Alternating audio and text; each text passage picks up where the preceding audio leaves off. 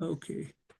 I'll start with a prayer we read from Ibn Arabi's Futuhat al-Makkiyah. So, Assalamu alaikum. Welcome everyone to Muhyiddin Ibn Arabi Society Asia Pacific Kashmir chapter monthly seminar. We start with our opening statement, the intention. Bismillahirrahmanirrahim.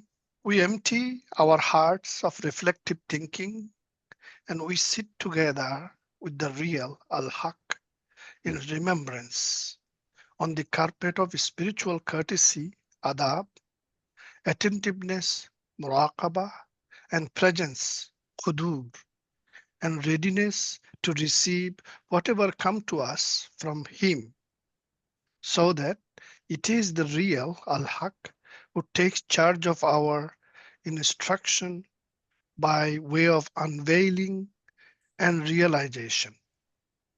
So, when their hearts and powers of concentration have turned to God and taken refuge in Him alone and have cast out of them whatever else is clinging to them of pretension, investigation, rational observation, and intellectual conclusions, then their minds are secure and at peace, and their hearts are purified and empty.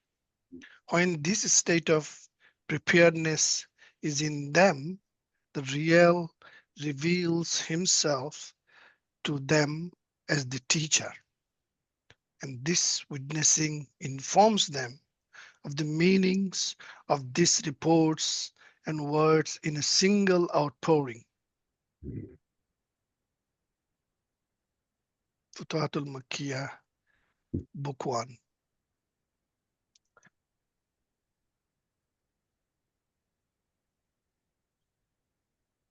Now I will introduce Dr. Mufti Mudasir Farooqi. Today's lecture will be offered by Dr. Mufti Mudasir Farooqi. He is a professor at the Department of English and University of Kashmir, a former fellow at the Forum Transregionale Studien, Berlin. His research work covers areas such as literary theory and criticism, Sufism and Indo-Persian and Kashmiri literary traditions. His publications include two Penguin classics, one on Tahir Ghani Kashmiri, who died in 1669, and another one is Kashmir's foremost Persian poet. Okay, this is the Tahir Ghani Kashmiri, who is Kashmir's foremost Persian poet, titled The Captured Gazelle, Poems of Ghani Kashmiri. So he published this book, poetry book of Tahir Ghani Kashmiri in 2013. The other on Mahmud Gami, who died in 1855, and one of the most important poets of Kashmiri language, titled Yusuf's Fragrance, Poems of Mahmud Gami. It was published in 2022. So the worldview presented by Ibn Arabi and his school is undoubtedly the most important influence on Sufi poetry of the Indian subcontinent, including Kashmir. So today's talk will be based on that. So the talk will offer an overview of the influence of Akbarian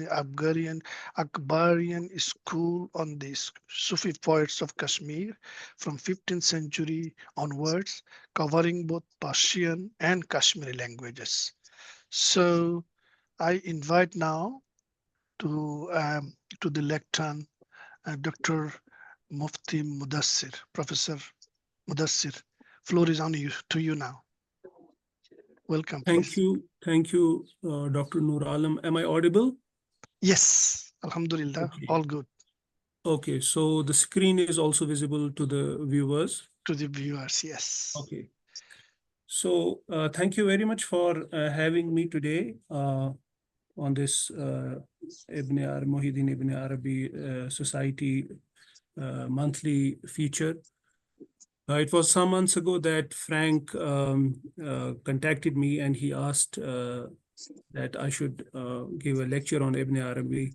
So I consented, but I requested that I would need some time because I was already doing something else at that time. So today we are now here, Alhamdulillah, and I have prepared a PowerPoint presentation because I knew that it was going to be a topic which many people find a bit difficult to grasp because of the ideas of Ibn Arabi. So I think I thought that it would at least give them something to cling on to, and something visual in front of them. And then I will also try to explain wherever I think there is the need to do so. You probably know that Sufi poetry is considered to be a difficult thing, not just in Kashmiri or Persian language, but I think that across all languages of the world, Sufi poetry is not that easily accessible to a wide audience, to a wide readership. And the reason for that is, I think there are two reasons. One is the Sufi worldview, the Sufi metaphysics. Not many people are really familiar with that because to understand Sufi poetry written in any language, you need to know something about the worldview of the Sufis, the metaphysics of the Sufis. And that is what I'm trying to do in this presentation. I'm trying to say something about how Ibn Arabi viewed reality, how he viewed the relationship between God and the world, God and humans, so on and so forth. And the second reason that I think which accounts for the difficulty of Sufi poetry is that they use symbols, and symbols which actually make sense only within the worldview that they inhabit. But that is something that would require, a separate discussion. So I have confined myself to the first one. In this lecture, I would be talking about. I have divided it into two parts. The first part is on Ibn Arabi, his worldview, but only insofar as it has influenced Sufi poetry of Kashmir. Because Ibn Arabi, we know, is a very, very prolific writer who wrote thousands and thousands of pages. I don't know whether anybody has actually read what Ibn Arabi wrote in his life time. And the second part, which is the symbolism, the imagery, I won't go into that because that requires a different treatment and a separate discussion. Why Sufis resort to symbols and an elaborate system of symbols is because again that has a reason. We have a very famous Urdu poet Ghalib, who put it beautifully, who said that even if you have to talk of God, you can talk of God only through wine and flask and har chand ho mushahide haq ki guftgu banti nahi meena o sagar kahe bagair. That is, that even when you have to talk about God and witnessing of God, you have to resort to symbols like wine and flask and cup and so on and so forth. So we know Sheikh Akbar, his great contribution to the world of Sufism, the ideas that we today call contemplative or speculative Sufism. So let me begin with.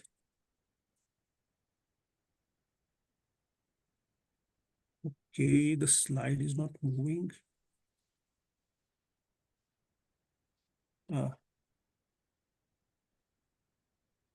1 minute. Okay, this is the first slide. Is it visible? It is visible. Okay. Into display mode, then that will be better. Sorry? Display mode, the other button as opposed to edit mode, there is a other icon. Yeah. Where is that? Hmm? Where is that? Yeah, Display just mode. next to on wherever you're showing, if you take the cursor in the bottom, and there is a monitor symbol, monitor. If you click on that monitor symbol, you can see that.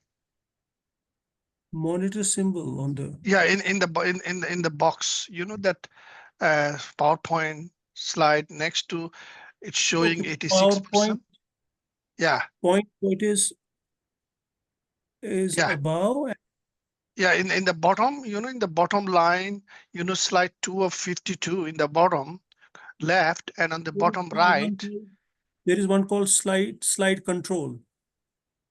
Yeah, we are not going there. We're just showing in the bottom screen, just if on the bottom right. Okay, don't worry. I think it's all right. We can watch on this. Akib, can you see this, Akib? Yes, sir, it's okay. I think it's okay. It's Noor, okay. right It's now, okay. it's okay. Yeah. Okay. We can read it. We I'm can not read really it. very good at these things, but somehow I managed to make it. So you will bear with me. So after his death in 1240, we know that Ibn Arabi's ideas, they spread fast throughout the world, from the Balkans to Bengal, as they call it, and he inspired so many poets and so many thinkers. What we today call the school of Ibn Arabi is actually uh, a corpus of knowledge or thought, which does not only have the contribution of Ibn Arabi, but many of the people who followed Ibn Arabi's thoughts, many poets, many scholars. And poetry became such an important vehicle for dissemination of the ideas of the school. And I will come to this point where someone like even William Chittick thought that the reason that Ibn Arabi's ideas became so popular in India was the popularity of Jami, Abdurrahman Jami, the great scholar, the great poet of Persian language. So Ibn Arabi's ideas, his teachings, they influenced and inspired generations of poets. And there are few people who are very well known, like Fakhruddin Iraqi, like Mahmud Shabastari. And the most important, I think the most popular is Abdurrahman Jami, who we know in Kashmir as, perhaps the greatest Naat writer, poet of Naats. And Sufis of different orders actually embraced Ibn Arabi's ideas. It is important to note that Ibn Arabi did not himself establish a Sufi order. And although his ideas were so influential that they influenced many ideas, many Sufi schools. Gami, for example, was a Naqshbandi, and he wrote a commentary on Iraqi's Lama'at called Ashi'atul Lama'at. Iraqi himself was inspired by Ibn Arabi. And Iraqi had studied with Sadruddin Qanavi, Ibn Arabi's great disciple and stepson. Now, there is one more interesting thing is that Ibn Arabi's ideas had not only influenced Sufi poets, even non-Sufi poets, poets who do not, consciously write on Sufi themes, they have been influenced by Ibn Arabi.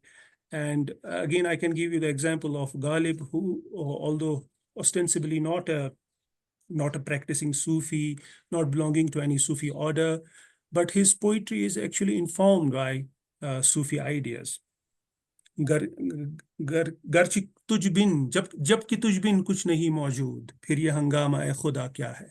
He says to God that if there is nothing except you, then why all this hustle bustle? What's going on in the universe? And there is another very beautiful verse of Ghalib, which actually is, I think, as if it is taken from Jami's, one of the Jami's verses, which says that Daher juz जलवे यकताई ये माशूक नहीं हम कहाँ होते अगर हुस्न होता खुदबीन. So the idea that the world is divine self-witnessing, Ghalib is talking about that here, which we'll come to in a moment.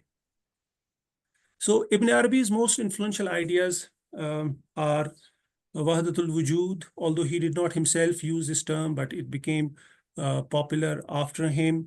And scholars have said that it somehow, correctly describes his position. What is he saying? I will just take you, we will go through this dense, what you call, this segment of Ibn Arabi's thought. What does he think about the world? God is the only being in existence. He's his absolute oneness. And for him, La ilaha illallah actually means that there is no reality except God. God is identified with wujud or being. And wujud, as Chitik has pointed out, means two things simultaneously, being or existence and finding God, because wajada yajidu in Arabic means to find. So for Ibn Arabi, God is not only is God the only real being, but the sole purpose of human existence is to find God. He stresses the experience of finding God not through an exercise of reason, but through tasting or zawq. Now we know that this concept of zawq or tasting was already there in Ghazali, who had written about it, and earlier mystics. And like many other things, Ibn Arabi actually builds on the ideas of earlier mystics and earlier Sufi writers. But this finding of God is not like finding anything else. It only results in hayrat or bewilderment of knowing him and yet not knowing him.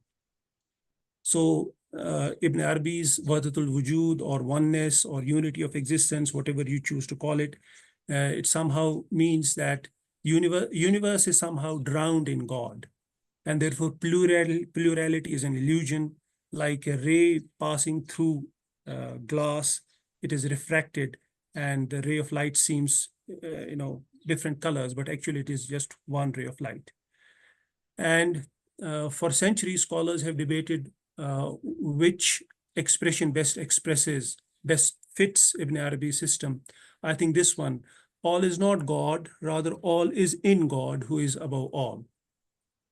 Ibn Arabi also talks about two things: God's transcendence in incomparability and his immanence.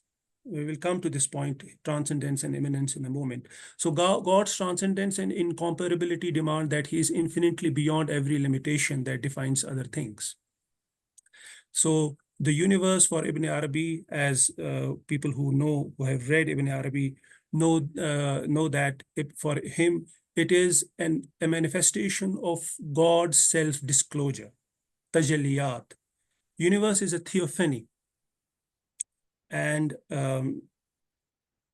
this is the crux of his idea about the relation of the universe to God. Now, to the question whether there is any proof, any evidence in support of these ideas in the primary Islamic texts like the Quran and the Hadith, you know that Ibn Arabi was a great scholar of Quran and Hadith also. And although he has his own manner of interpretation and his own hermeneutics, but he's not someone who is ignorant of things. We'll come to that when he talks about that hadith, kuntu kanza makhfiyan fa ahbabtu an a'rafa khalaqtul khalq, what he has to say about that. But there is a hadith that the Prophet, and this is interestingly, one of the authentic hadiths, one hadith where the chain of transmission is pretty sound.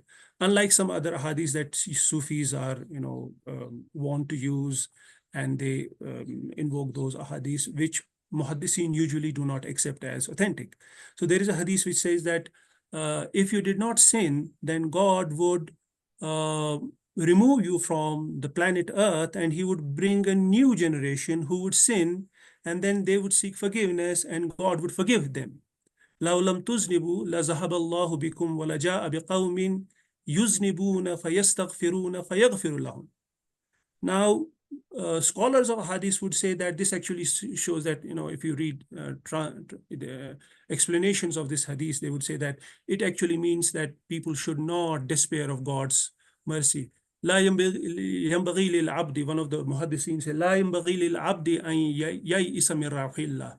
أن يقنط من رحمة الله. One should not despair of God's mercy. But Ibn Arabi and his followers see something else in this. They say that actually, if the universe is a manifestation of God's attributes, then if there are no sinners, God's attribute of forgiveness would not find any manifestation. Therefore, it necessarily has to find a manifestation, and therefore there have to be people who sin, there have to be people who seek God's forgiveness, and then God has to forgive them. In a nutshell, universe is nothing but God's theophany. Okay, getting stuck again.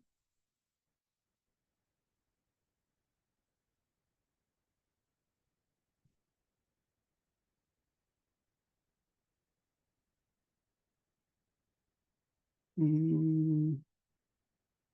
minute.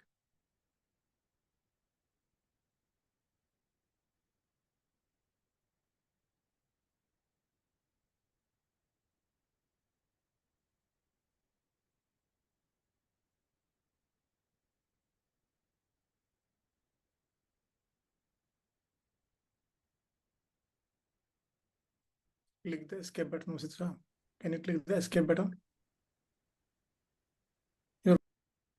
I don't know why it's getting stuck. Your cursor is stuck on a table. That's why you have to click the escape button. Escape button. Yes. Your cursor is stuck on a table. It's still not moving. Sir, just click on the blank area and after that it will move, sir.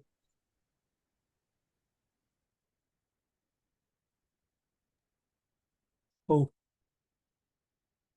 So we come to this one. For Ibn Arabi, the universe is like God's dream. He invokes the divine name of Al-Batin, the interior, to say that just like a dream belongs to the dreamer and has no separate existence from him or her, the universe has no existence outside God. In fact, he says this about human life as well, our ordinary life of wakefulness. It is true. It too is like a dream. We live in a dream world till death. And Ibn Arabi quotes this hadith, "An-nasu niyamun fa iza matu fantabahu." People are asleep when they die, they awake. And again, just for the information of my audience, that Muhaddisin would say that this is not an authentic hadith. It was quoted by Al-Ghazali in Ihya al-Ulum without isnad, and somehow also attributed it to Ali ibn Talib.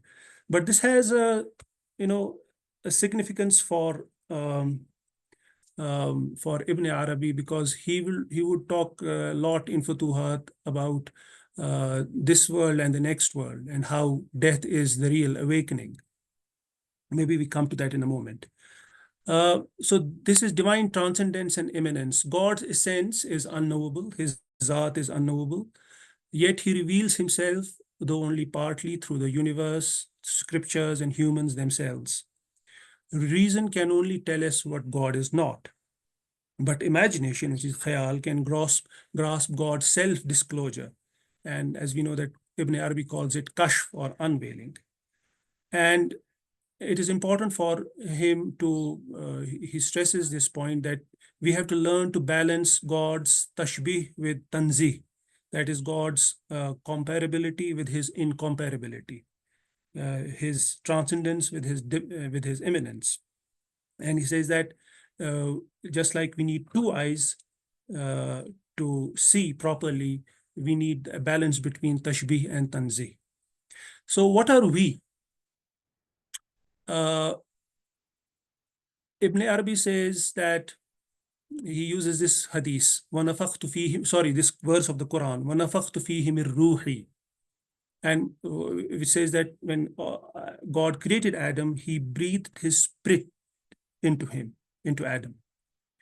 And he quotes this hadith, "Inna Allah khalaqa Adam ala suratihi," that God created man in his own image. And as readers of Al-Futuhat al-Makkiyah, some people would know that how often he comes back to this hadith, in Allah khalaqa Adam ala surati. What it means is something like this. God, which is Al-Haq, who is Al-Haq, he seeks to know himself through creation. And therefore self-knowledge, through the idea of self-knowledge through the medium of otherness. Since God has breathed his spirit in man, God is seeking something of himself in man. His longing for man is actually his longing for himself. In fact, God's longing for man is the cause for man's longing for God. In truth, it is God longing for himself through man. The universe is driven by God's love and mercy for his creation. So what are we? Paradoxically, huwa wala huwa, he and yet not he.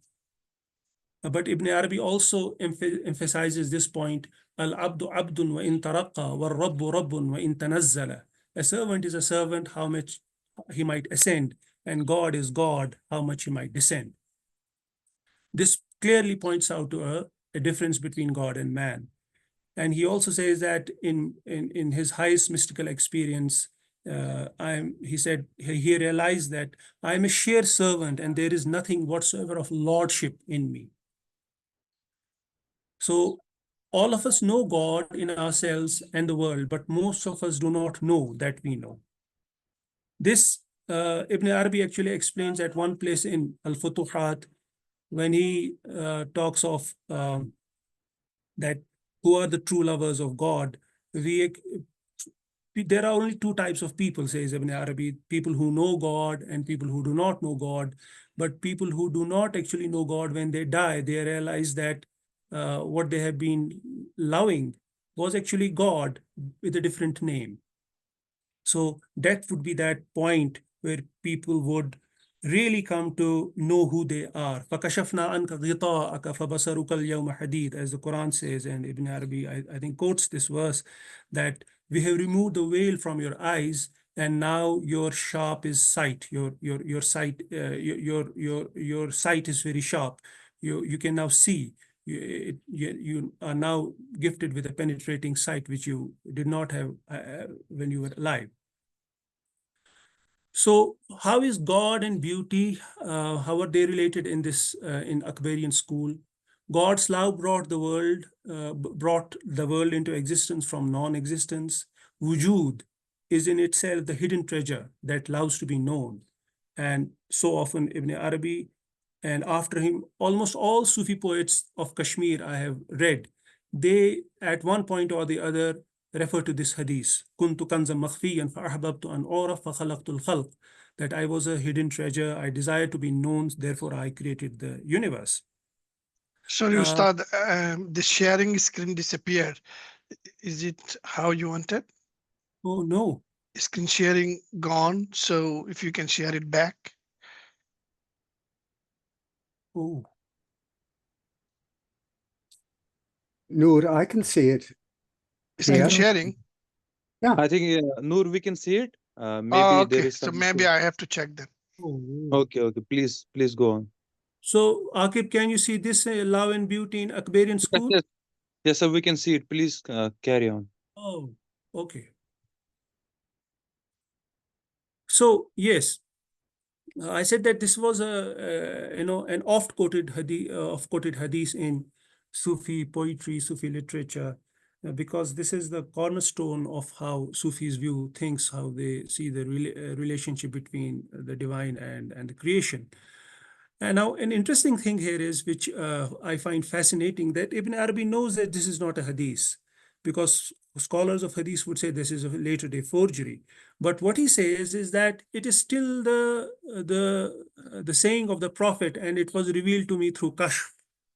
And you can see very easily why such a claim causes so much controversy, because for so many scholars and so many people, anything which is attributed to the Prophet, there is only one way that you can attribute it, that it should have a sound chain of transmission. And no Sufi, howsoever great he is, can actually claim that it was revealed to him somehow that the Prophet said it. But that is how it is.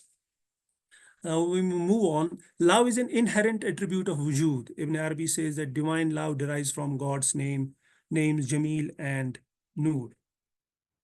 So continuing with this love and beauty in the Akbarian school, this famous chapter in Al-Futuhat, which is chapter number 178, and also his Tarjuman al-Ashwaq, which is his collection of poems. These actually give us an idea of the importance of love for Ibn Arabi. And love has an important place for Ibn Arabi and also for the poets who follow Ibn Arabi. And he writes in Fusus, then God discloses himself to the entities through the name beautiful, and they fall in love with him. At another place, he says, the cause of love is beauty, for beauty is loved by its very essence. Which means that all created things are by definition God's lovers because he has bestowed wujud on them. Every lover loves the real, al-haq, but only the knowers, the Gnostics, the al-arifun, know that. And now we come to Jami, because Jami's influence on Kashmiri poetry is direct. This is a prologue to Jami's Yusuf Zulaikha. As I said, that Jami is perhaps the most famous, most popular poet of the Akbarian school. And here he's talking in this prologue, he's talking about the relationship of God with creation, the relationship between Jamal, which is beauty, and Ishq, which is love. Jami, in the prologue to his Yusuf Zulaikha, provides the central theme of speculative Sufism, according to which the divine is represented as a beautiful lady in her chamber. The lady is, writes Jami, is contemplating her beauty in the mirror of the universe, which owes its existence to no one but herself. This means, of course, that the phenomenal world is like a mirror in which God contemplates his own beauty. And Ibn Arabi so often quotes this, Inna Allah Jamilun Yuhibbul Jamal, that God is beautiful and he loves beauty. Although, again, scholars would say that the context of this hadith is different. There were people who, when Prophet said that you should not be, nobody should be proud. And people say that we like that we should have very good clothes, very good, appearance. And in response to that, God said, the Prophet said, Inna Allah Jamilun Yuhibbul Jamal. God is beautiful and he loves beauty. But we know how mystics interpret the sayings of Prophet, and this is one example of that. So for Ibn Arabi, the most perfect divine manifestation is the human form. Sometimes one thinks, why is it that Sufi poets so repeatedly talk of? This is something that that is a preoccupation with them. They talk of human beauty, the human form. And the answer is here. Ibn Arabi says that the most perfect divine manifestation is the human form. God's self-disclosure finds the best expression in the human form, and human beauty reflects divine beauty. Beauty is that which causes love. The truly beautiful is the divine. And this idea had a profound impact on poets writing about the relationship of beauty and love. Now, as against a rational approach that would emphasize divine transcendence, the ultimate unknowability of God, Sufi poets tend to stress divine immanence. And we'll see that Sufi poets talk of this aspect more than anything else, because for them, God is, everywhere. He's not limited to any place, and his tajalliyat, they are there in this universe everywhere.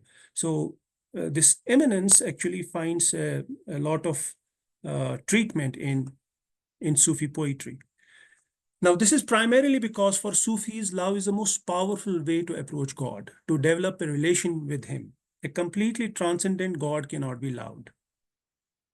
This is one of the conundrums in Islamic theology, the balance between immanence and transcendence.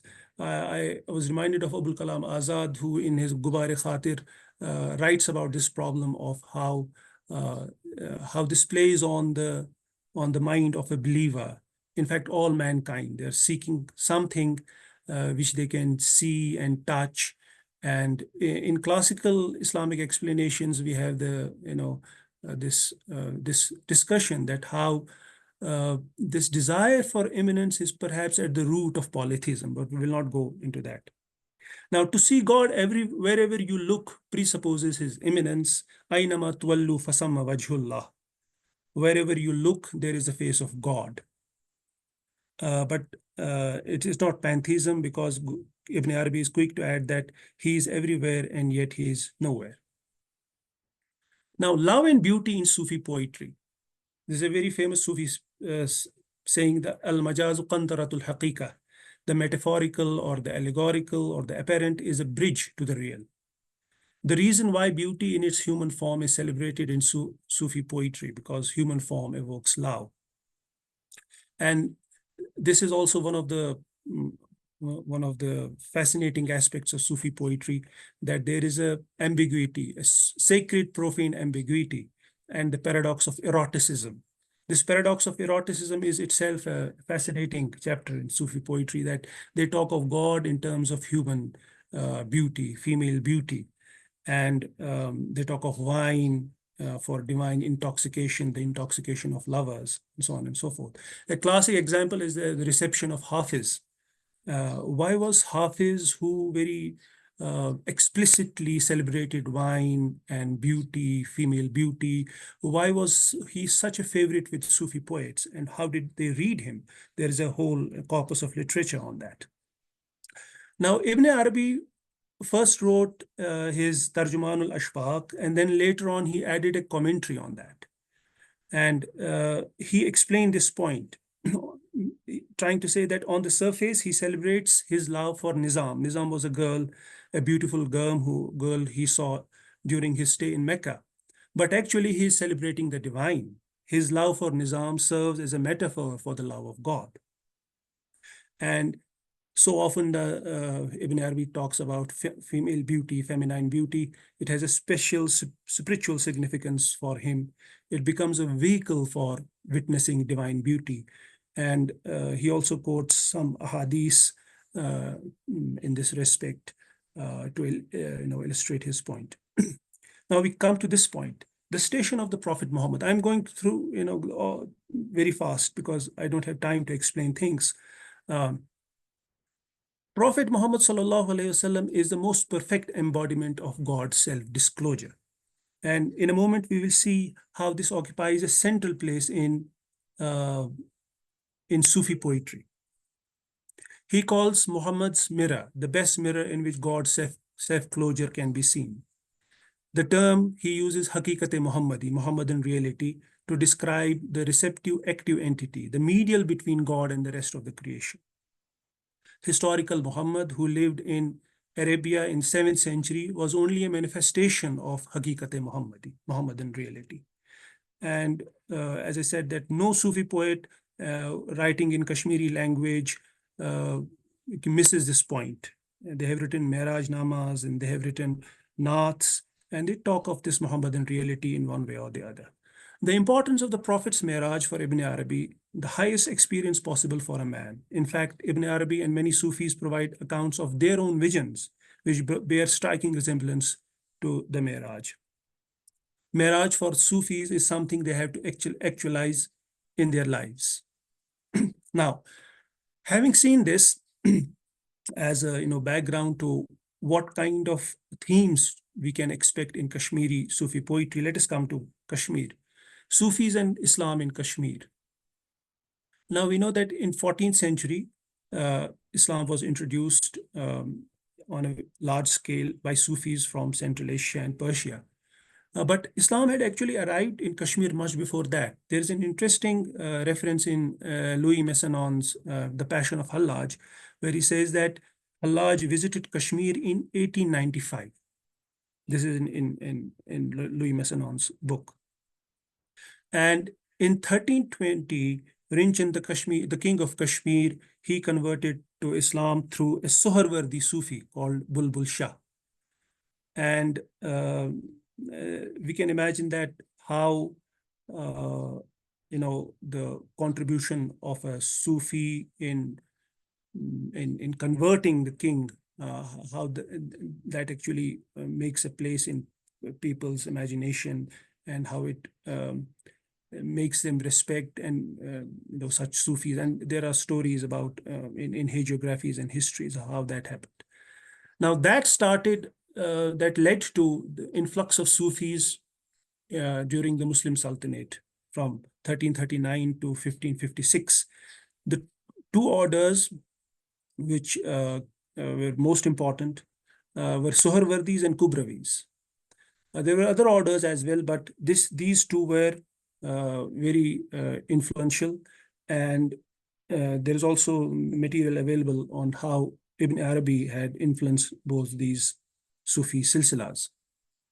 Mir Sayyid Ali Hamadani, who died in 1385, he is also known as Bani-e-Musalmani the Kashmir, and he was a Kubravi, and he wrote several works on Sufism, which clearly show a great influence of Akbarian school. Hal al-Fusus is a commentary that he wrote on Fusus al-Hikam, although I have not seen this work, but people have written about it, and they say that this is a commentary on Ibn Arabi. His Chehel Asrar is a very famous collection of ghazals, a collection of 40 mystical ghazals. The opening verse of Chehel Asrar is Qibla-e dil aftab-e rui oost, Kaaba-e jan khakira-e kui oost.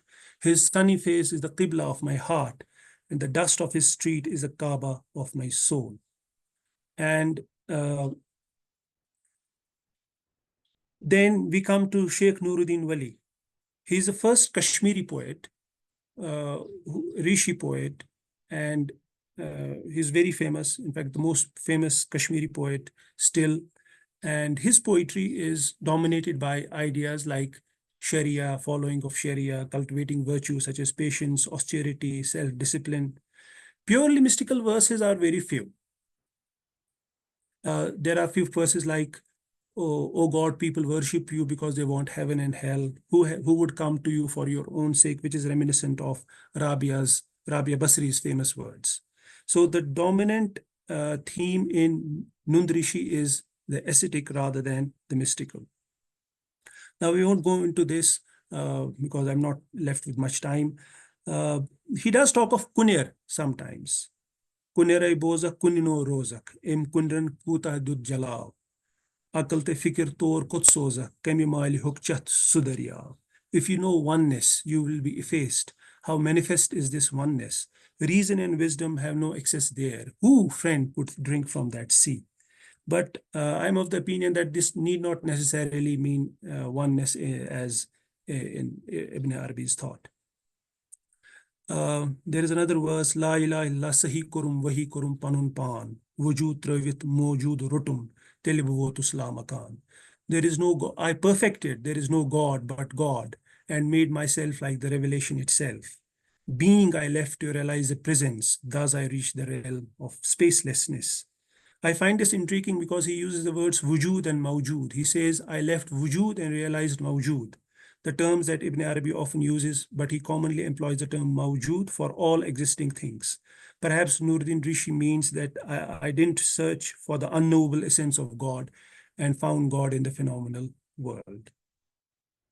Okay, so I will skip this. Suharwardis were there, but I don't find much influence of Ibn Arabi in Suharwardis. Kubravis, on the other hand, I see them as most powerful expression in their poetry of Ibn Arabi's ideas. So these three poets, Sheikh Yaqub Sarfi, Habibullah Naushehri, also called Hubbi, and Mirza Akmaluddin Kamil.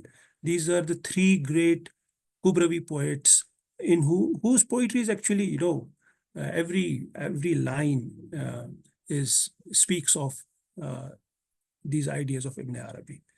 Sarfi was a great poet. He was also called Jami of Kashmir, and he wrote this Panj Ganj, that is Khamsa, 5 Masnavis, Maslaqul Akhyar, Wamiq Azra, Layla Majnu, Maqamat Murshid, Maghaziun Nabi, and all of these are imbued with Akbarian ideas. In addition to these Masnavis, he also wrote ghazals and rubais. Let us look at this few lines from this ghazal. Hawai mehvishan ya Rab mabar birun zis sar mara ki husne tust az in khurshid ruyan dar nazar mara بدیش چشمی که در آینه عالم رخت بینم Makun mahroom azan chun mardume naqis basar mara. نبات و قند بیاد لبت چون زهر در کام است به حمد الله کی روزی از قضا شد این قدر مارا. Look at the translation. Lord, let not the desire of the moon-like beauties leave my heart, for it is your beauty I seek in their sunny faces. Grant me an eye that can see your face in the mirror of the universe. Don't deprive me of that blessing like those defective in sight. Without the thought of your lips, sugar and candy are like poison in my mouth. With your thought, even poison is like honey and sugar to me. And here is one beautiful rubai. Ay biman tu wali naman tu natu man. Balki tu mara chujani wa man chun badan. Nay, nay, galatam mano tu in hardo tui. غیر تو کسی نیست همین از سخن.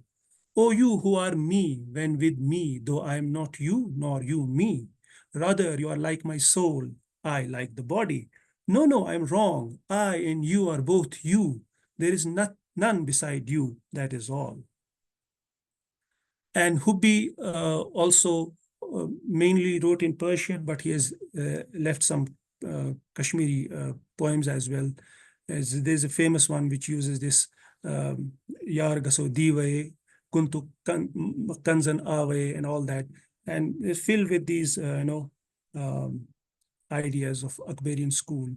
He who is named Muhammad came out as a manifestation, then he took on different forms. Let us rise and go to the festival. And then there is Kamil, who wrote Baharul Irfan. And Baharul Irfan is, I have not heard of any other Masnavi in Persian, which was written in 80,000 verses. It has 80,000 verses. And there is a prose excerpt from Baharul Irfan, which actually tells us how indebted he is to ideas of Ibn Arabi. Hama ashya ki bezevere hasti arasta shudand, az nur Hazrat Mustafa be wujud amadand. وذات بی چون و چگونه حضرت ایزد تعالی در جمال با کمال سرور ما ظاهر و مشهود گردید و اشیا همگی به اون نور محمد جمله انوار از این نور هستی یافتند. ماهیت نور این است که نور و ضیا داشته باشد و جهان و اکوان از آن مستنیر گردند، لذا جز خدای تعالی در واقع کسی ظهور نیست. Everything that comes into existence does so through the light of Muhammad, the chosen one. The indefinable essence of the Almighty God is made manifest by the beauty and perfection of our Master, Muhammad. And hence all things are brought into being only through the assistance of the Muhammadan light, although their modes of being find hundreds of thousands of ways. The nature of the light is such that the universe is illuminated by it, so that in reality nothing except God, the glorious, is manifest. I will skip this. There is a beautiful ghazal on the same theme. I can read just the translation. I was in an assembly one day when I heard the perfect masters of the way say, whoever desires union with God needs no skill save the desire for annihilation. He who dies to himself lives eternally. No one can waylay such a man. Shed the cloak of I-ness so that you see your own robe-like being through God's essence. The price for the divine union is the two worlds and your life. Buy an eternal life for a very paltry sum. Now from Persian, now I briefly go to Kashmiri. Persian greatly influenced Kashmiri poetry, and its influence can be seen in genres and in themes everywhere. And Kashmiri poets, he is the pioneer. Mahmud Gami is a pioneer along with people like Mumin Saab, Shah Ghafoor. And he is the first one to introduce Persian genres into Kashmiri. He is also called Jami of Kashmiri poetry because he wrote many Masnavis in imitation of Jami. Let us look at Jami's Yusuf Zulaikha and Sheikh Sanan. An excerpt from Jami's Yusuf Zulaikha. Yusuf explaining this to Bibi Rabia, a woman enamored of his beauty, in this way. God created countless spirits in the world, pure from blemish like spotless mirrors. The hidden one, that is God, hidden one in Akbarian school, could not brook self-concealment. He took a mirror and got engrossed in himself. You can see him in lovely curls and dusky moles. A single beauty manifests in myriad forms. A million mirrors reflect him alone. Matter and spirit, within and without, when face to face with an appearance, leave the husk, catch the kernel within. Forms infinite have a single core. In the beginning, there was just one. Forms will decay, come what may. Fix your eyes on the meaning's core. Choose a love which will ever be yours. Love him who will live eternally. And there is this another beautiful Masnavi taken from Farid and Attar, Sheikh Sanan. Attar talks about Sheikh Sanan in his Mantiq Tayr. But interestingly, Ibn Arabi also talks of this theme of Ishq Majazi as, how it gets transformed into Ishq Hakiki, where Ibn Arabi actually recounts Ruziban Baqili's falling in love with a singing girl. And Sheikh Sanan's Fariduddin, taken from Faridin Attar. And this poem actually illustrates the idea of the transformation of profane into divine love. The theme of love as an all-consuming force until you sacrifice everything, even your adherence to your faith, you won't reach there. So this, for those who don't know, Sheikh Sanan is a seventh, very famous Muslim sage who has a great following, a great reputation, and suddenly he falls in love with a Christian girl, and he begs her, she refuses, and then she lays down her, set of conditions that you will give up your faith, you will burn the Quran, you will bow before an idol, and you will become my swineherd. Are you ready? If you are ready to do these things, then only you can have me. And he is so helpless before love that he agrees to do all of these. And then after he has passed through this ordeal, he again re-emerges. But to revert to be a better Muslim after an immense suffering, which is what Mahmud Gami talks of in this Masnavi. There are other poets, Kashmiri poets like Shah Ghafoor, Shah Qalandar, Soshkaral, Nemsab, Wahab Khar, Samad Mir, Rahim Sab Sopuri, Rahman Dar, Waz Mahmud, Ahmad Batwari, Shams Faqir, Ahad Zargar, and some others. So I will just take a few more minutes, Akib, before I conclude. And there is a widespread belief that Sufi poets are illiterate, and whatever they write, it is from inspiration. I think that is a bit of an exaggeration. Not all Sufi poetry is the result of an intense personal experience. We should know this. Usually we tend to think that, okay, if he's saying this, must be some kind of, flash, some kind of experience, some kind of personal epiphanic moment, but need not be so. It's difficult to say which is and which is not, but for an intelligent reader, it is necessary to keep this in mind.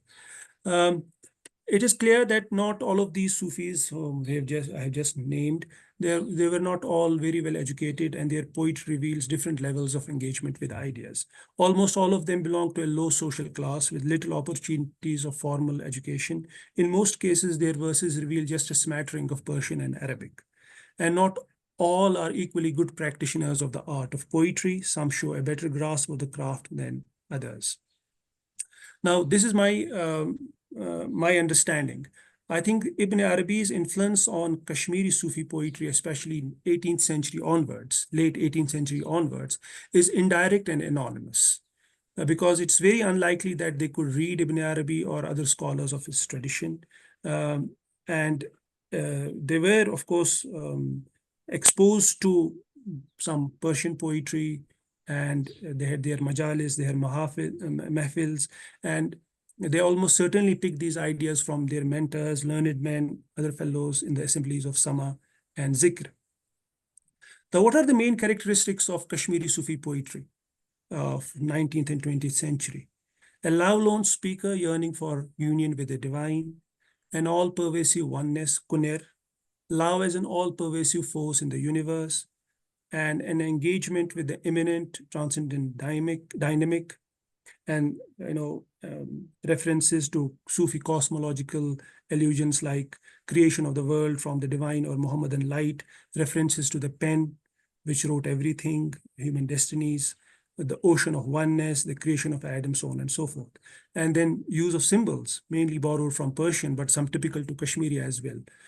Mahmud Gami has a famous poem called Tamsil Adam, Parable of Man, which uses the symbol of an air bubble surrounded by water on all sides. And symbols are important, as I said earlier, because they point to a suprasensory realm. And then there is this erotic and wine imagery. Sometimes you'll find that a Sufi poem is indistinguishable from an ordinary love poem.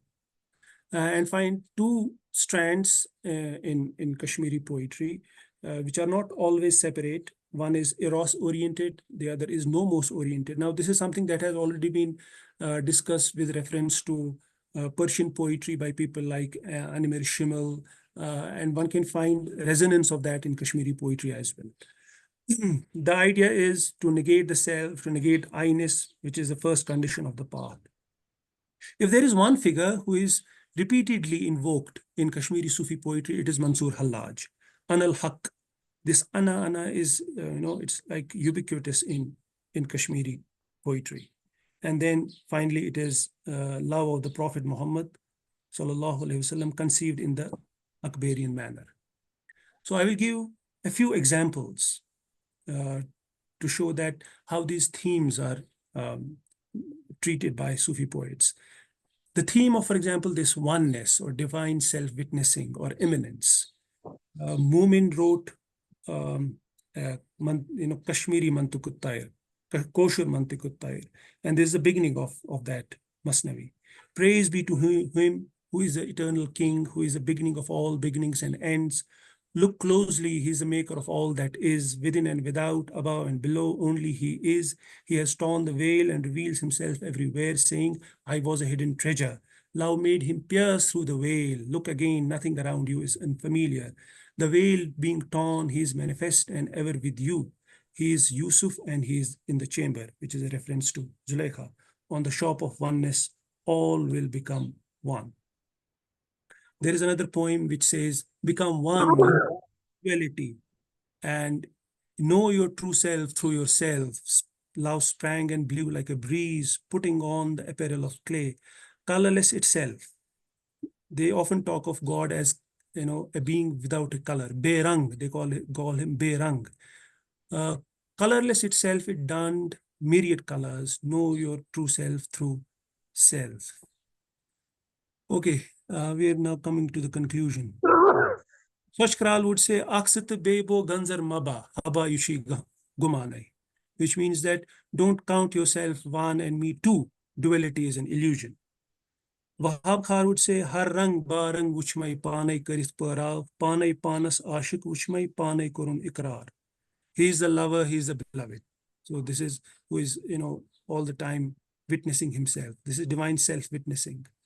Hamat Shamso Vanut Ishkun Afsanatai, Ashuk Chupanai, Pan Shok Supanatai. Again, divine self-witnessing. Kunui Gom Shanwen Tarfan, Zaalam Gayam Pamalo, Sapun Rind Ser Daryav Chan, Tanai Chusbu Divan Alav. This is Shams Fakir. The 6 dimensions collapse for me, the 2 worlds I trampled under my feet. Even after drinking a river, the libertine, that is the lover, is still thirsty. I have been wailing since a long time. And here we conclude. This is a poem by Mumin which talks of the pain of love. Thatcha ashkanit sanje daruniye. Rasi machmas khynuye lo. Pannui khun gasi tresh kin chunuye. Sui gasi tsangi zaluniye lo. Temki gash gasi yar prazununye. Rasi machmas khynuye lo. No joke it is to stand the slap of love. It is gnawing at the flesh of your arms. One has to drink one's blood like water and burn it as oil in one's lamp. Then behold one's beloved in its light. It is gnawing at the flesh of your arms. Thank you. I have tried to keep to the time limit.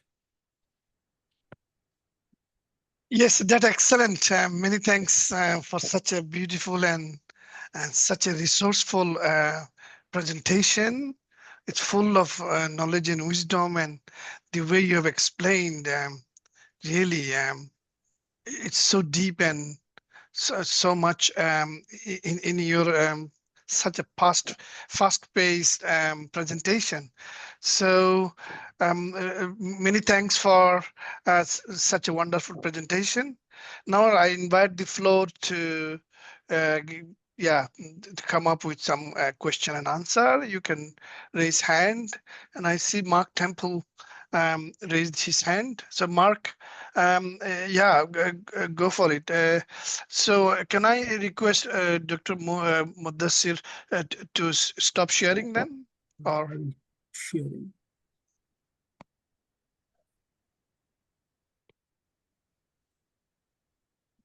okay, no, that's good now. So Mark, you are first, and then I see Badrun Nisa. So I'll then she's in the queue. So Mark, go for it. Thank you so much, Professor Mudasir. Thank you for your talk. Right at the very beginning, you mentioned Jami, Abdul Rahman al-Jami, and you said a word, it sounded like naqs, or began with N, and I just wondered if you could say what that word is in English. You mentioned it one more time during your talk. Naqt. Ah, was it naqt? Yes. What does that... Did I say naqt? I think you might have said naqt. No, I don't think I said naqt. But There was something beginning with N, and it was with reference to Abdul Rahman al-Jami, and it sounded like it might have been a title of one of his works or something. I might have misheard, but it sounded as if the word began with N. It was not. It was with N. It was not. That is eulogy. You are praising Prophet. Eulogy. Abdul Rahman Jami is not. with not. It is not. Thank you so much. Okay. Thank you. It's an Arabic word. It's a Naate Rasul we call. So Yeah. when we write poetry praising Prophet, we call it Naat. And then when we write poetry praising Allah, we call it Hamd. Naat wa Hamd. Yeah. Yeah. Thank you so much. That's beautiful. So next is Badrun Nisa. If you can now unmute yourself and ask your question, please. Hello, everybody. So actually, I have two questions. So you talked about divine transcendence and divine eminence. So my question is, how do Ibn Arabi's description of the overwhelming and ineffable aspects of divine reality embody the concept of sublime? And in what ways do these notions parallel or diverge from the depiction of divine, from the depictions of divine encounters in Kashmiri Sufi poetry? And my second question is, how do both traditions use the sublime as a means to express the tension between divine transcendence and eminence? Yeah, see, when we are Ibn Arabi wrote in Arabic. So when contemporary scholarship goes back to Ibn Arabi and reads him in Arabic and then translates into English or some other language, so they are trying to look at equivalents of the concepts that he uses. And now the first thing that we'll have to see is that is there sublime as it understood in modern Western philosophy, is there an exact counterpart of this in Ibn Arabi? And which word has he exactly used for the word sublime? As far as my limited knowledge goes, I have seen words like, which he very often uses, like immanence and tanzi and tashbih, and khayal, which is imagination, then hiss, which is sense perception, and so on and so forth. So have you come across the word Badru, which is an exact translation of the word, the original, what is the original for sublime? Not exactly so, but I had read few papers they contrast Ibn Arabi with Kantian and Burkean sublime.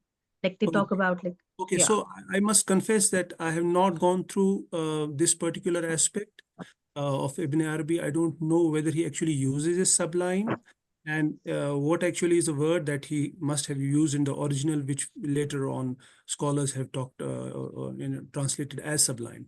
But this is the first part. The second part is that uh, when Ibn Arabi talks about divine incomparability, and divine transcendence. And as I said, he talks about two eyes, the need to balance the transcendence with immanence, with tashbih and tanzih.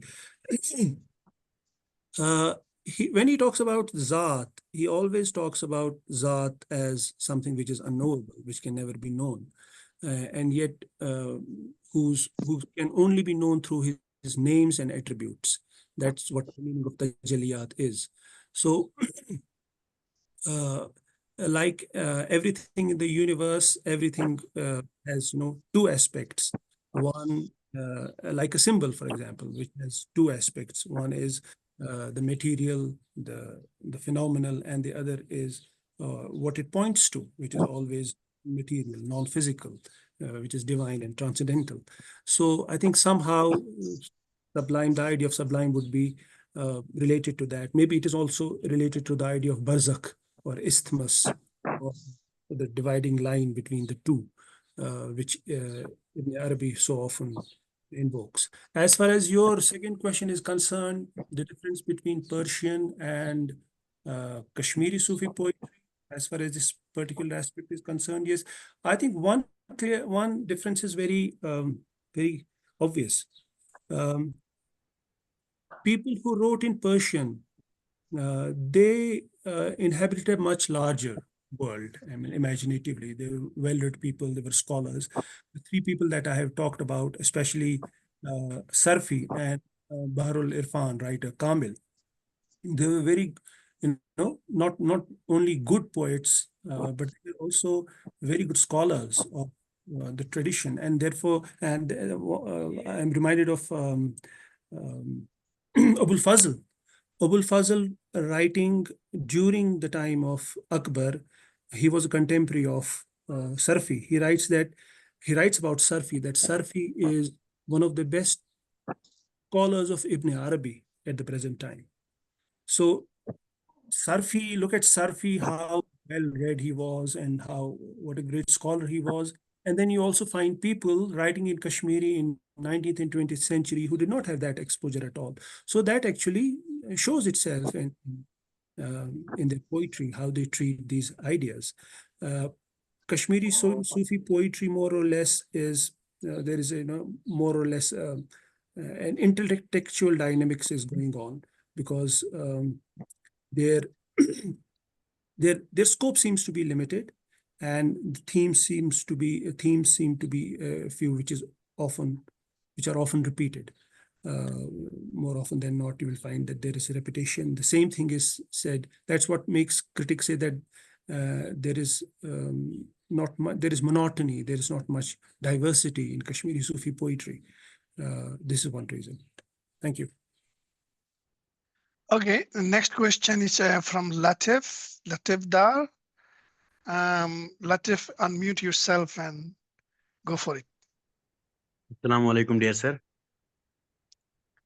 Sir, my question is that you mentioned the word that according to Ibn Arabi, he said that this world is illusory and it has no real existence. So I have a doubt here, sir, that what are we then? So I'm a little bit confused. So please try to answer so that I can understand it well. No, illusory in the sense that if you think that we have an independent existence of our own, because if wujud is one for Ibn Arabi, then everything that is there besides God seemingly doesn't exist. So it exists only in the sense that it is somehow, a reflection of God. As I try to explain to you, that it is himself that he is witnessing, he is beholding in the mirror of the universe. So illusion in the sense that we are and yet we are not. So this is a paradox. But for that, to understand that, you will have to delve deeper into Ibn Arabi. Okay. Thank you, sir. Thank you. Any more question? Yeah, just to explain, Latif, my understanding is when you stand in front of the mirror, you see your image, which is reflected on the mirror surface. So whatever image you see, it does not have any existence of its own. It's actually a borrowed existence from you, which is reflected.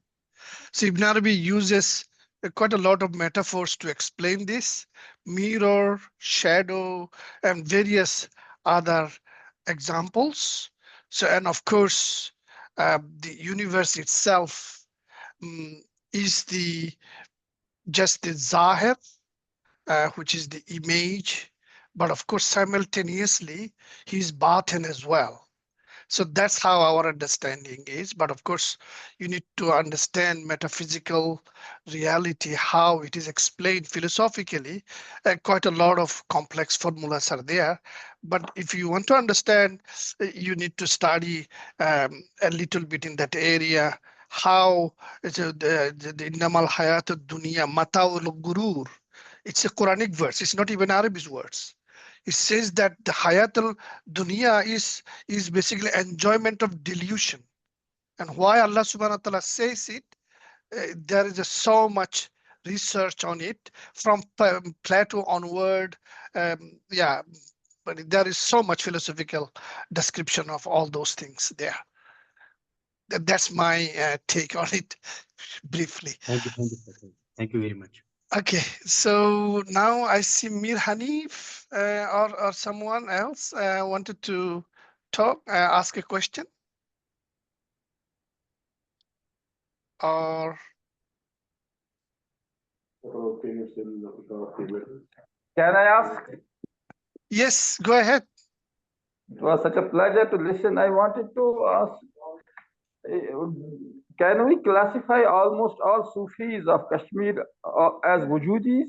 Was not a Shuhudi interpretation given cognizance by our major Sufi poets in Kashmir? Is there any reason, despite that, difficult to, our Isha and some of our people were associated with Mujaddid Sahab? Yeah. You see, if one thing, first of all, what I want to say is that it is one thing to state something in propositions. So when it comes to the difference between Wahdatul Wujud and Wahdatul Shuhud, you can write books as have been written. But when it comes to write poetry, then it becomes more difficult. And it's not very easy to see where one ends and where the other starts, and what is the line of demarcation between the two. So a Shuhudi poet who does not believe in Wahdatul Wujud, who believes in Wahdatul Shuhud, would perhaps not be saying, when it comes to poetry, not something very significantly different from what a Wujudi poet would probably say. But I have not seen any poet who writes in a way which shows that somehow he's distancing himself from the Wujudi philosophy. And even in the case of Sheikh Yaqub Sarfi, whom they say was a teacher of Mujaddid al-Fisani. This is what I have read, that Sheikh Yaqub Sarfi had taught Mujaddid al-Fisani. How far this is true, I really don't know, but this is recorded. But we find Sheikh Yaqub Sarfi steeped in Akbarian metaphysics, and as can be seen from contemporary testimony of Abul Fazl as well.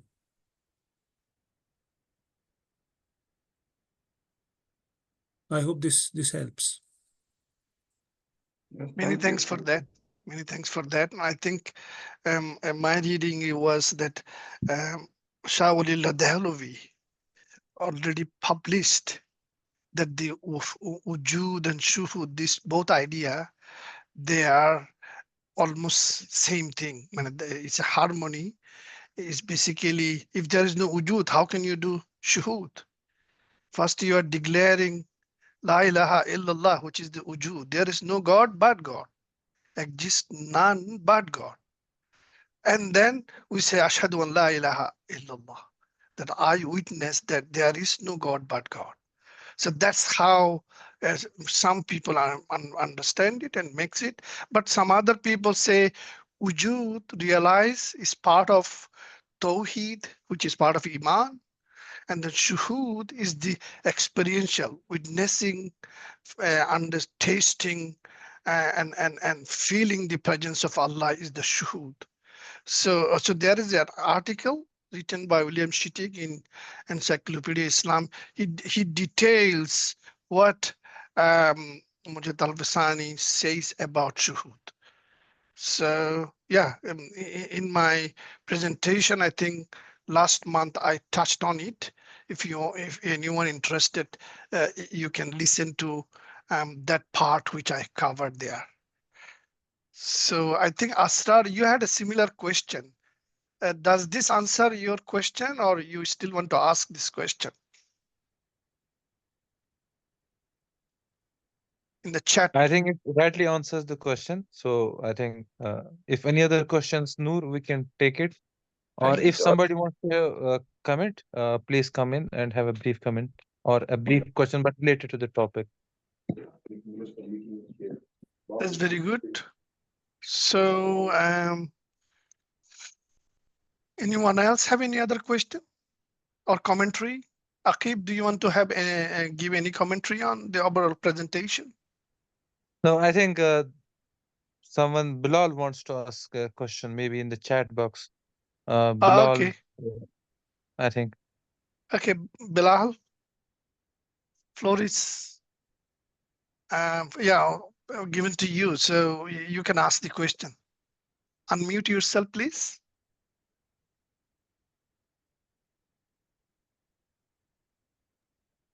Are you there, Bilal?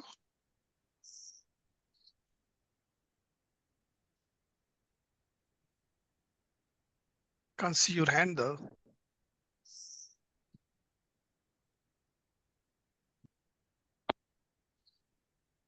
Bilal, do you have the question still, or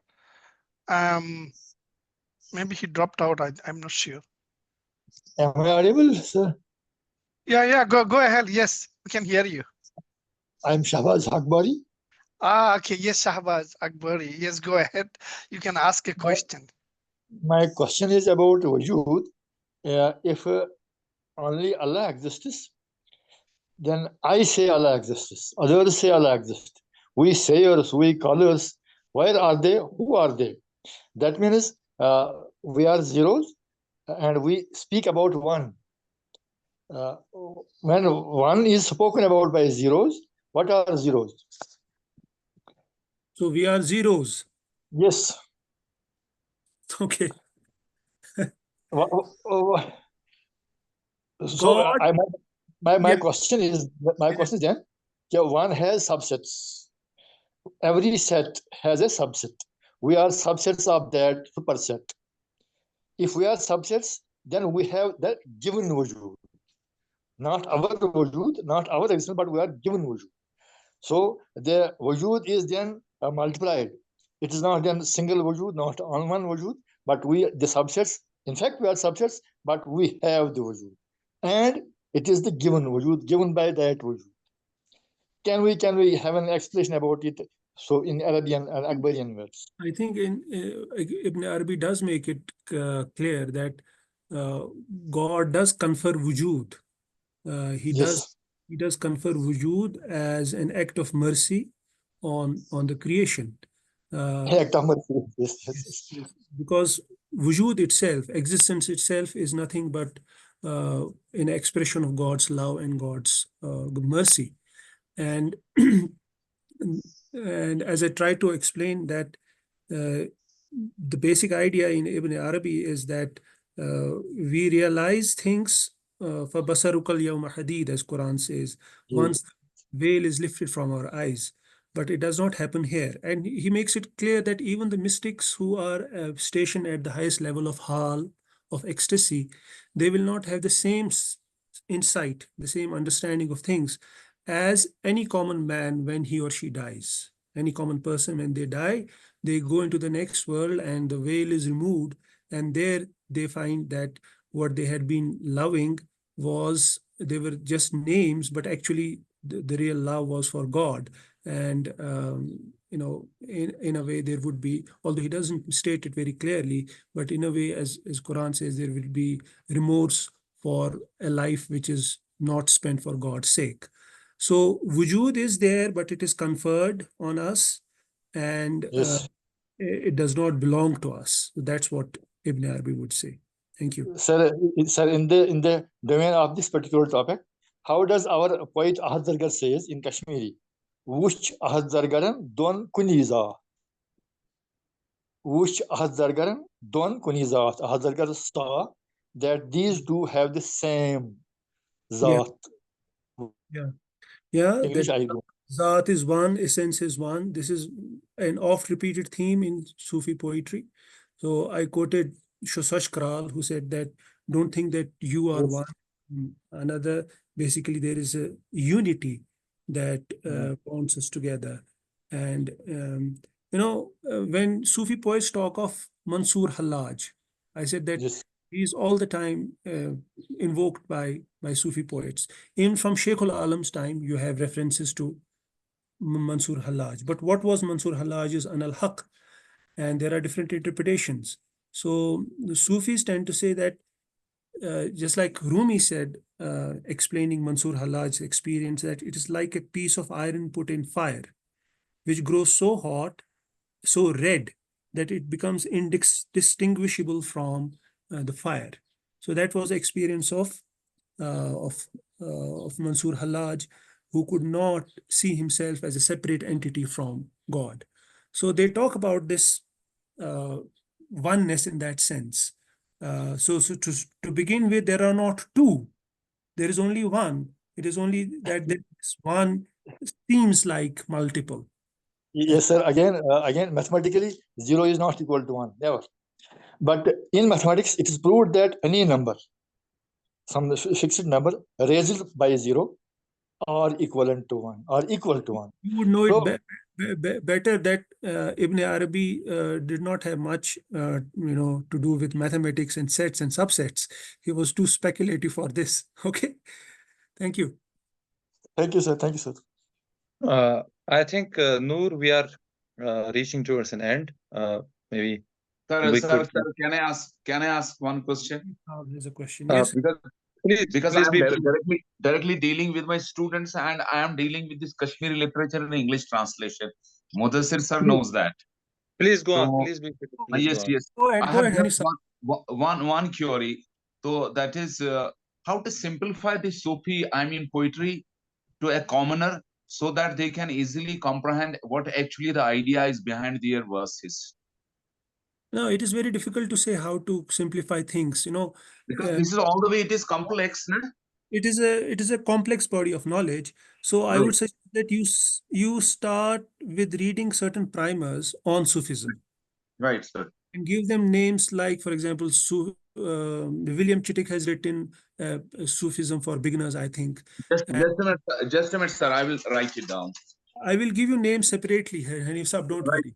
Right, sir. There are number of books which try to, as you said, simplify, but simplification also has uski ek had hai. Right. Because what I am seeing right now, this is from so many decades, I'm experiencing that whether our generations, they are having any kind of, inclination towards our Kashmiri literature or not. But nowadays, in contemporary times, what I feel that they want to know more and more about this literature. That is why we should try to simplify it, and so that more and more audience comes this na हमारी तरफ आ जाए, and they will like more and more, तो उससे ज़्यादा हो जाएगा ये. You can recommend to them. There are some. Yes, sir. Thank you, sir. Okay, many thanks for everyone participating with questions. We are almost close to the end of our session. We can take another question if you like. There is a repeated question which is about Ahmad Sharhindi. The question from Hilal is, can you please explain in full length and breadth the concept of Wahdatul Wujud by Ibn Arabi and its refutation by Sheikh Ahmed Sharhindi in the form of Wahdatul Shuhud, please? Oh, that I think it needs another session. It needs another session to explain this question. Yes, yes. This is one of those things which have attracted a lot of, discussion, and many things have been written on this. Is there any difference between Wahdatul Wujud or Wahdatul Shuhud, or is the difference just of emphasis, or is the difference just of terminology and vocabulary, so on and so forth? But one thing is clear about Sheikh Ahmad Sarhindi, that he distinguished between essence and existence, between divine essence and existence. And so that is, I think, the basic difference between him and Ibn Arabi. And although we know that people like Shah Waliullah, as Professor Noor was saying, that he said that basically there is not much difference between the two. Anyway, this is a bada lamba choda topic hai, is pe kisi aur din baat ho sakti hai. Thank you. Yeah, Ibn Sharhindi himself later corrected himself. In the beginning of his writings, he wrote something controversial, but in his Maktubat later, in Maktubat 3, I have actually the English version of 4 volumes, recently translated by Shad Alam. So in the volume 3, I found that Ibn Arabi, no, Hazrat Sharhindi corrected himself, and he said what originally he said about Ibn Arabi is not correct. And he himself said that prophet among prophethood, if you want to know, you need to know Quran and Hadith. But if you want to read about sainthood, wilaya, then you need to study Ibn Arabi, because because it was Ibn Arabi who gave more details on wilaya. Before Ibn Arabi, there was a 3rd century saint. His name is Hakim Tirmidhi. He wrote a book on Khatam al-Awliya, and he asked 157 questions about the Wilaya, Khatam al-Wilaya, and 300 years, no one responded to those questions. But Ibn Arabi, after 300 years, he responded, and he wrote a book of that response. And there he actually explained what is a wilaya. And there is a big book by William, I think, Chatquij, who wrote this Seal of Saint. He translated it. So I suggest that one to be read, and then people would understand what is wilaya and what is nabuwa. But yes, just to add to what you're saying, whenever Sheikh Ahmad Sarhindi writes about Ibn Arabi, he shows so much of respect. At one place he says, Zalla bardare khaneu, that we have picked crumbs from his table. उसके दस्तरखान से हमने टुकड़े उठाए हैं. यानी मैंने शेख इब्न अरबी के दस्तरखान से टुकड़े उठा के उन पे मैंने गुजारा किया है. Showing his respect and his Ibn Arabi. Okay, thank you. Okay, so many thanks everyone for joining the call, and really appreciate. And many thanks, Dr. Mudasir, Professor. Really appreciate your such a powerful and mind-blowing presentation. And Thank you. Many thanks. Thank you. See you, everyone. Thank you, Noor. Thank you, Noor. Thank you. Thank you. Assalamu Thank you so alaikum much. wa rahmatullah. Yeah. Ila liqa.